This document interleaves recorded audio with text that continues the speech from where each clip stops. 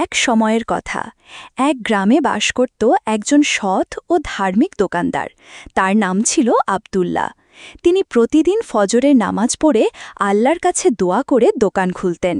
তিনি কখনো মাপে কম দিতেন না, কখনো মিথ্যা বলতেন না।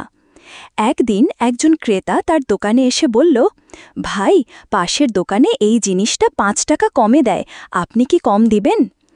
আব্দুল্লাহ হেসে বললেন, ভাই, আমি যদি মাপে কম দিই বা মিথ্যা বলি তাহলে আমি মানুষকে ঠকিয়ে টাকা রোজগার করব আর আল্লাহর কাছে জবাব দিতে পারব না। ক্রেতা বলল, আপনি সত্যিই সৎ মানুষ, আমি আপনার দোকান থেকেই কিনব। এভাবে তার সততা চারদিকে ছড়িয়ে পড়ে। মানুষ তার দোকানে আসত শুধু তার সততার কারণে।